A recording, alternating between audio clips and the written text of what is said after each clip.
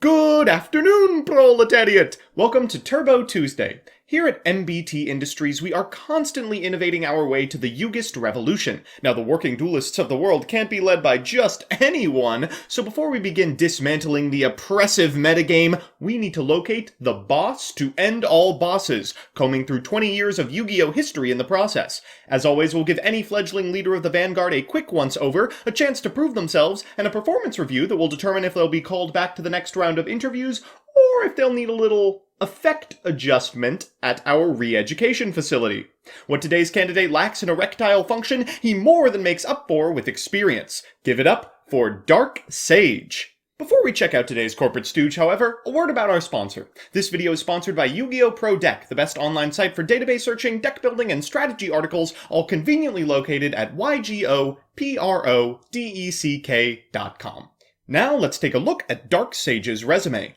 Cannot be normal summoned or set. Off to a bad start. Must be first special summoned from your hand or deck by tributing one Dark Magician immediately after applying the effect of Time Wizard in which you called the coin toss right. When special summoned this way, add one spell card from your deck to your hand. Well, that's promising. Spell searching isn't something that just anyone can accomplish.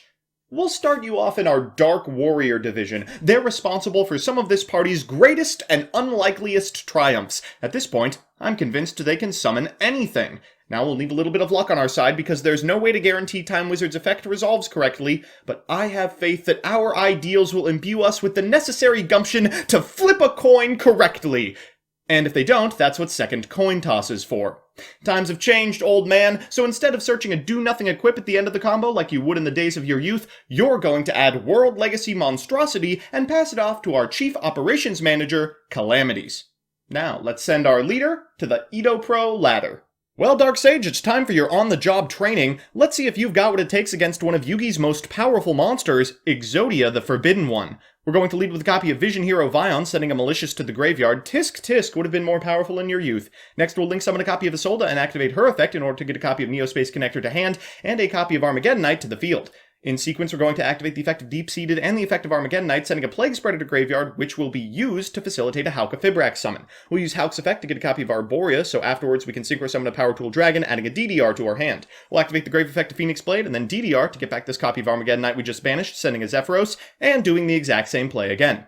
We're going to fire Phoenix Blade one more time, fire Different Dimension Reincarnation, bring back Arma, and send a copy of Summoner Monk. Next, we'll overlay for Dugaris and use its effect to special summon the Summoner Monk from the graveyard, before link summoning a Binary Sorceress and firing Monk for a Ferret. That Ferret's going to turn into a Hunter Dragon, a World Key, and a Time Wizard. Next, we'll link summon Anima and Skull Dread before going into LP, triggering its effect for a Brotar targeting the Anima, whose typing is perfect, to search a copy of Dark Magician. Now we need the LP off the board, so we'll make a Romulus, and then Skull Dread that Dark Magician to the field before going into Ib, using Ib's effect for a copy of Succession, and flipping Succession to bring back this copy of Time Wizard. We'll give him 2 shots, but he only needs 1. Some things just get better with age. We'll special a Dark Sage and trigger its effect, getting a Monstrosity from deck. We still need zones, however, so we'll link summon a copy of Unicorn, and fire off this World Monstrosity to get a Deus Ex Crawler and an Anti-Kaiju War Machine from our deck, ending on a Calamities. Powerful, but not great against a deck that doesn't activate monster effects. Our opponent will activate Cup of Ace, and hey, wait a minute, who's the coin flip deck here? 2 heads in a row, sheesh. Well, they're going to Magical Mallet again, and then normal summon a Chainsaw Insect, passing back to us. The jig is up. We know they're up to no good. We'll attack the Chainsaw and run into a Book of Eclipse. Hilariously, I can't flip this copy of Dark Sage back up. We'll normal summon a Neospace Connector, and unfortunately for our opponent, Aqua Dolphin is effectively the end of the game. We are at very few cards in deck relative to our opponent, however, and they're playing the Gift of Greed, so it's very possible that they deck us out. They've got an appropriate on field, and we've got a sort of Deep-Seated in our deck, but based on sequencing, we could still easily lose. They'll go into another Chainsaw Insect and pass it back to us. For turn, we draw a copy of World Key. Nothing in our deck matters at this point, save for this Aqua Dolphin that we keep activating. They're going to Gift of Greed and draw into more appropriates. Sheesh.